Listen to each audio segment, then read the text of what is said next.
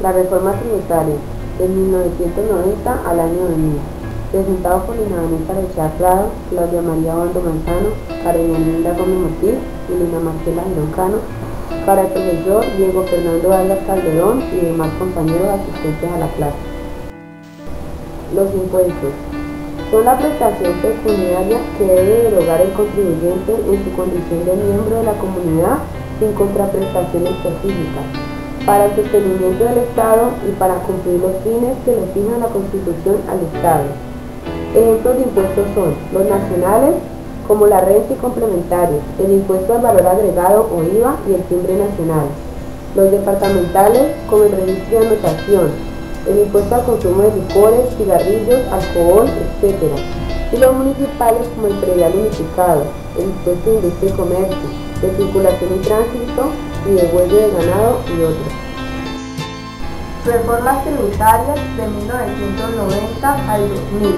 En la década de los 90, la economía colombiana experimenta cambios sustanciales que tuvieron como objetivo modernizar la economía e incursionar en los mercados internacionales.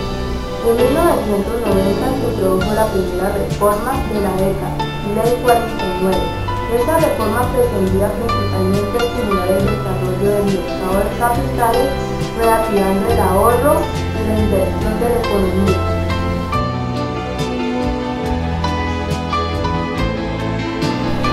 En 1990 se introdujo la primera reforma tributaria, la Ley 49 de 1990, o también llamada Ley Marco de Comercio Exterior.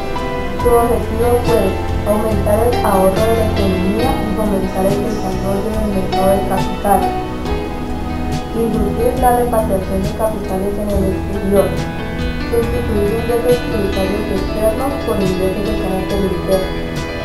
Los mecanismos utilizados fueron la ampliación de la tributación mediante amnistía y modificaciones administrativas orientadas a simplificar la administración y el cobro de recaudos.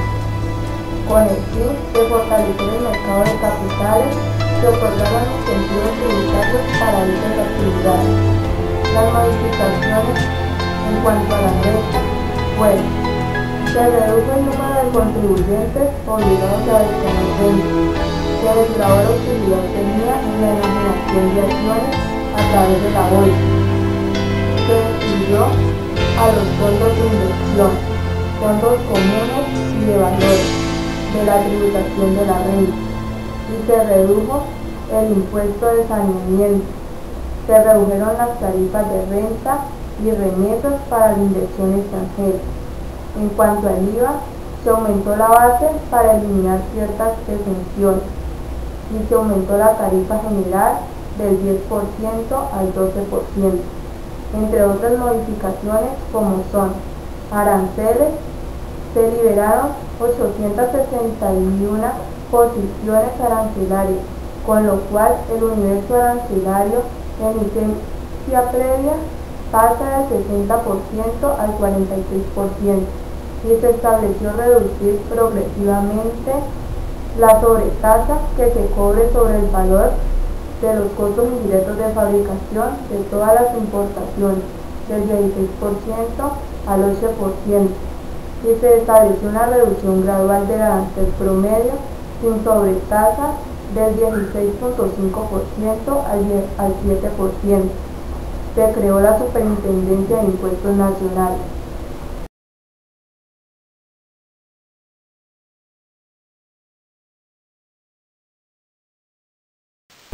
En el año 1991, con la constitución del mismo, se introdujeron grandes reformas al gasto público y se dieron las pautas para culminar el proceso de descentralización.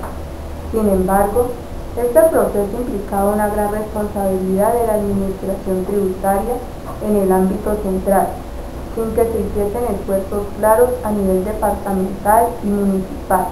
Las mayores transferencias a las regiones generaron problemas en las finanzas públicas, pues se tradujeron en gastos desmesurados por parte de estos, generando grandes presiones de recursos a nivel de la nación.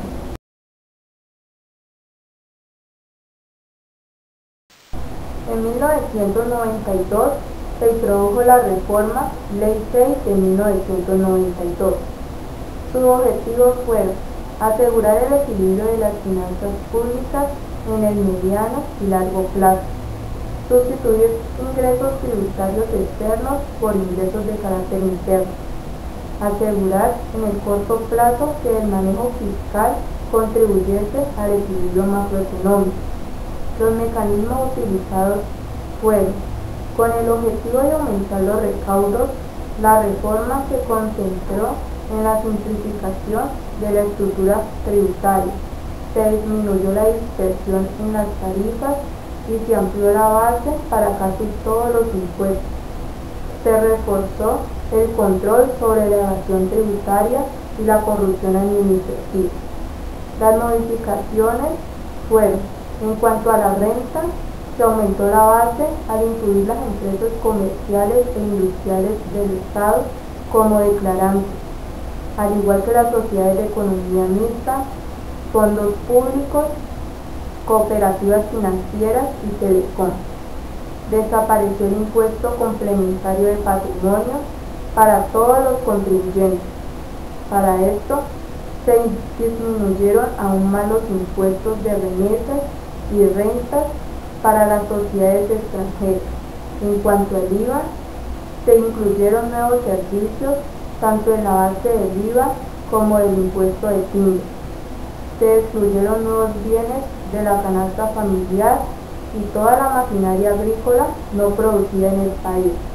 Para esto, se estableció como tarifa general para la venta de bienes y servicios el 12%, el cual aumentará paulatinamente hasta 14% por término de 5 años a partir de 1993.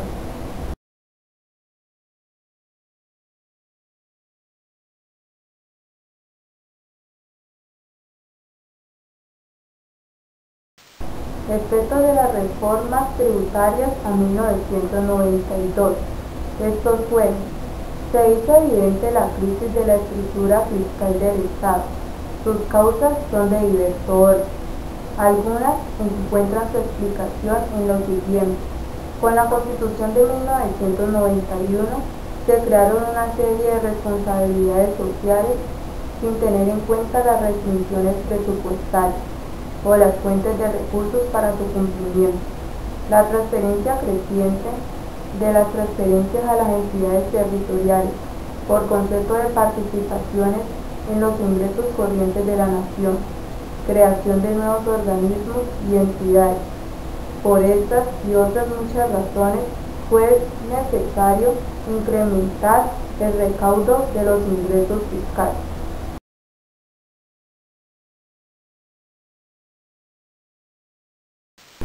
Reforma tributaria para el año 1993.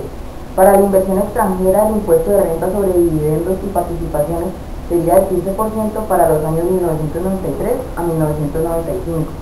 Los aumentos en el recaudo generados por el incremento de la tasa del impuesto se destinarían en los años 1993 a 1996 para financiar el incremento en las pensiones de jubilación del sector público.